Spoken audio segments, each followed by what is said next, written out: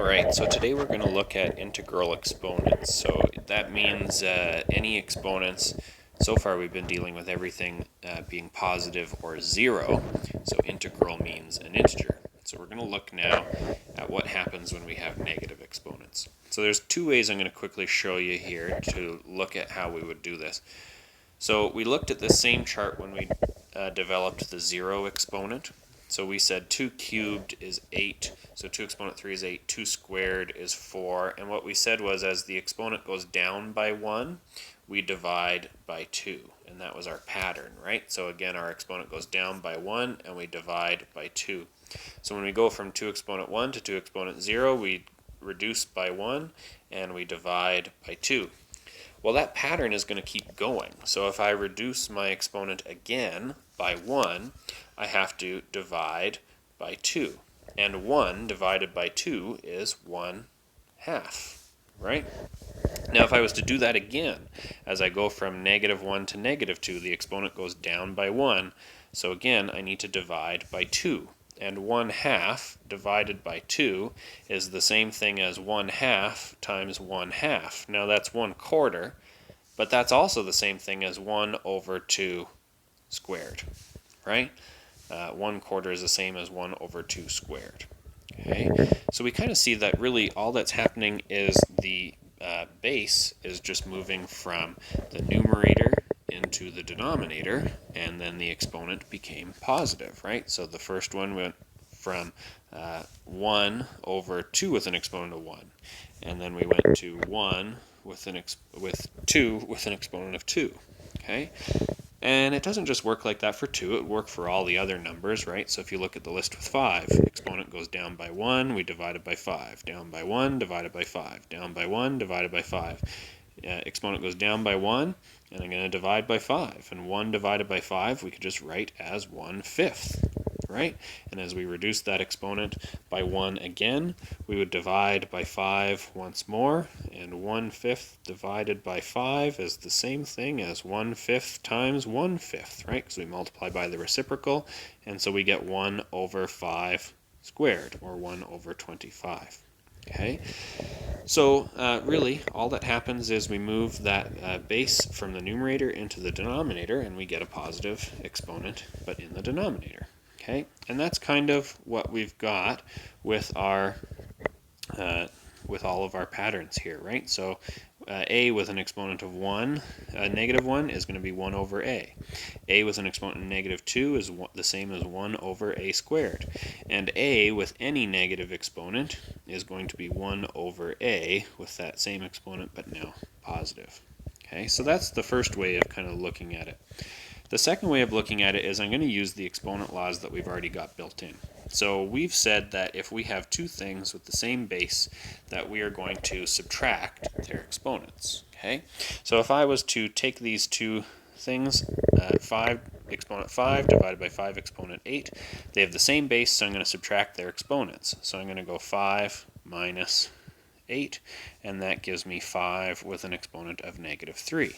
Okay, so that's good, but what's another way of looking at this? So if I was to write this out in its expanded form, it would be like 5 times 5 times 5 times 5 times 5 over top of 5 times 5, and I should have picked fewer 5s so that I didn't need to write out so many.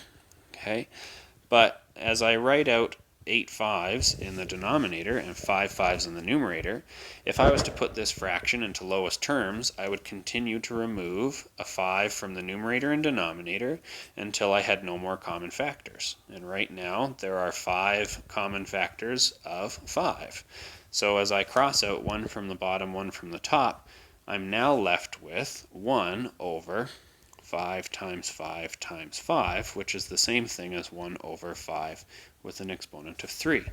And so that means that both different ways of representing this, both using expanded form and using exponent laws, I end up with 5 with an exponent of -3 is equal to 1/5 with an exponent of 3.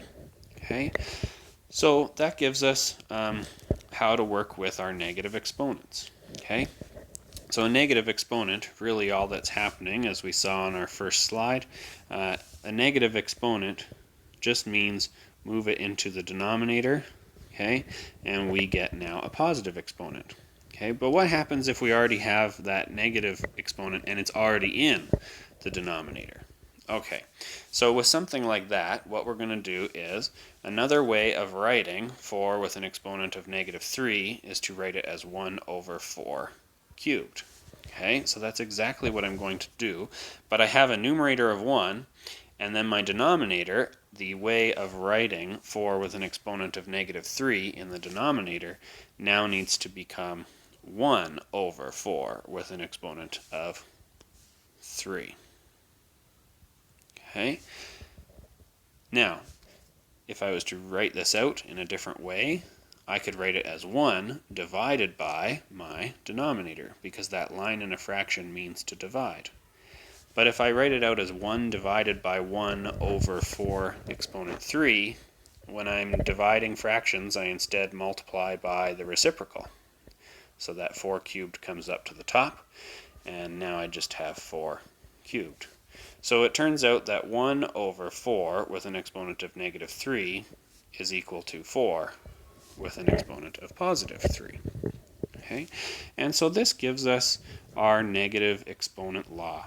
And really all that happens with our negative exponent law is that the base moves from whatever position it's in, so either from the numerator and then it moves into the denominator, or it moves from denominator up to the numerator, and the exponent, when it moves, changes from negative to positive. Okay, so that's all that the negative exponent law does, is it just transfers where the base is living. Either it's in the numerator and it moves to denominator, or it moves from denominator up to numerator, and as it travels, the exponent goes from negative to positive. Okay? Now let's look at what would happen with a fraction. So if I had something like this, I have the base is 2 over 5, and the exponent is -3. So what that would look like is I would have to move my entire base into the denominator, because right now my base is living in the numerator of that fraction. And so I get 2 over 5 with an exponent of +3, but now it's moved down to the denominator.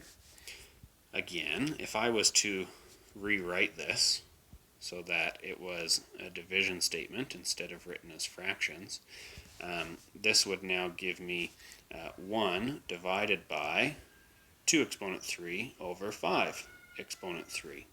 And instead of dividing, I'm going to multiply by the reciprocal. So it's going to be 5 cubed over 2 cubed.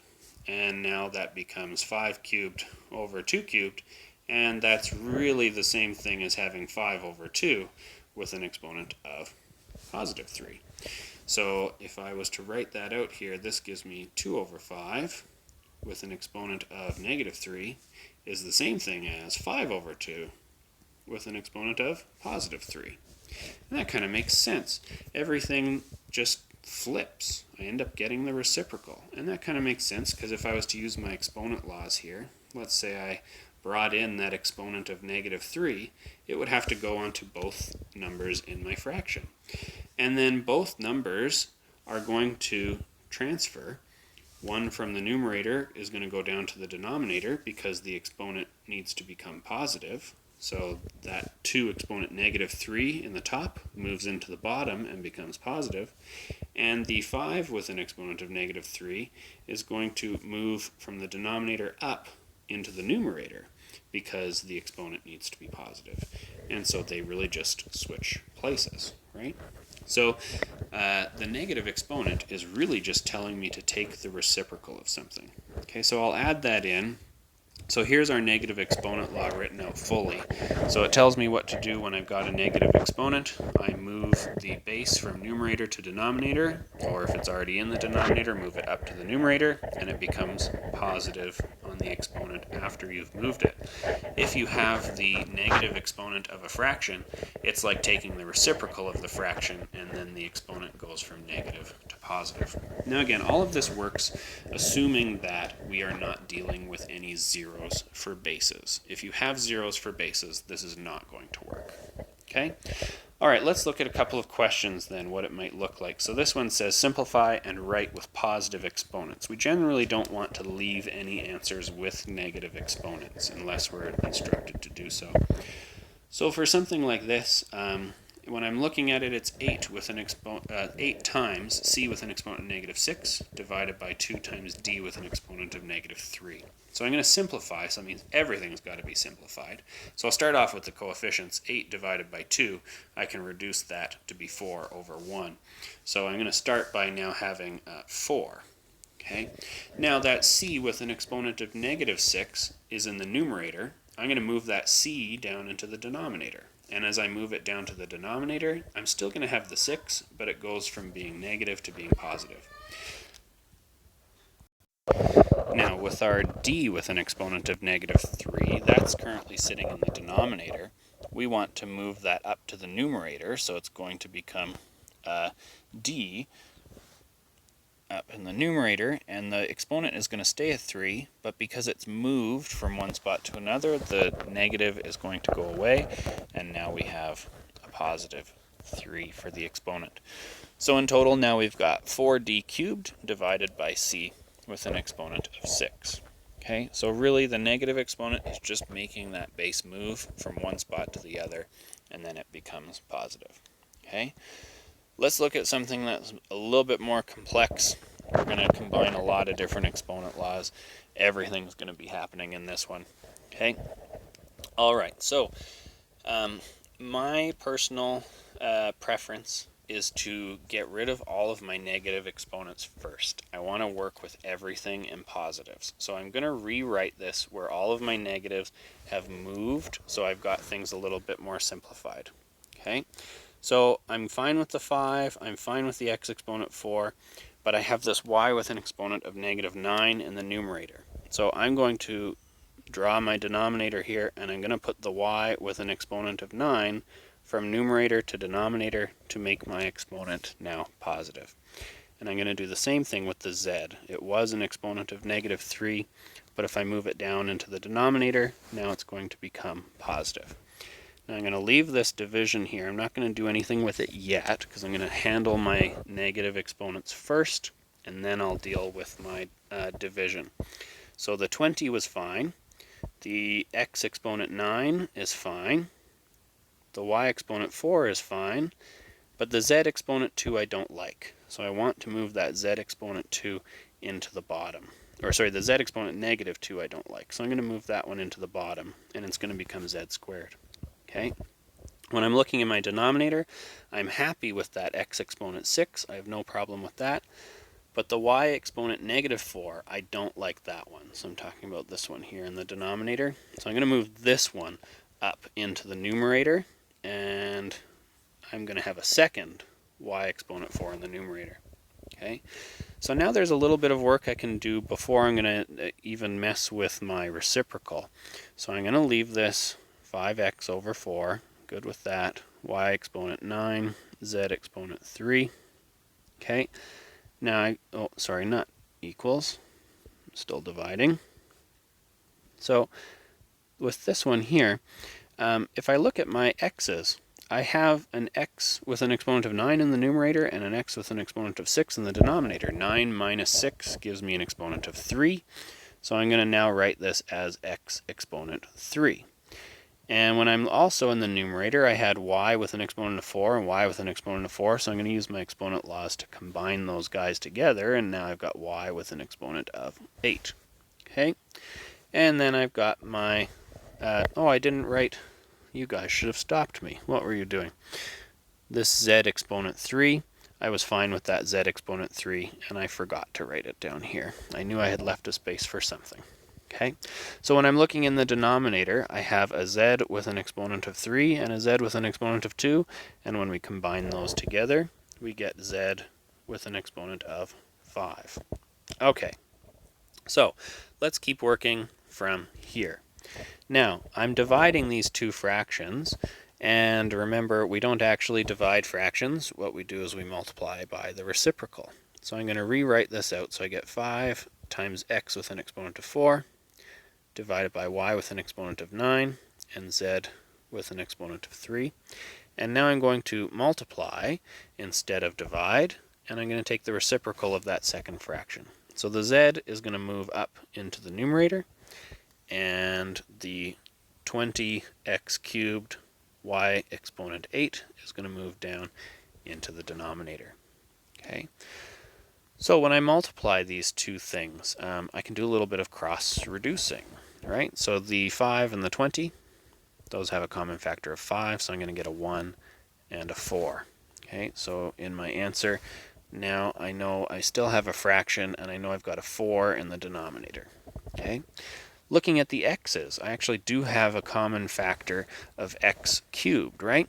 But even if you don't want to look at it as factors, I've got an x in the numerator and an x in the denominator.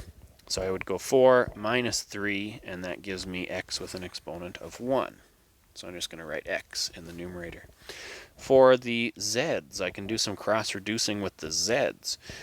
Z exponent 5 and z exponent 3.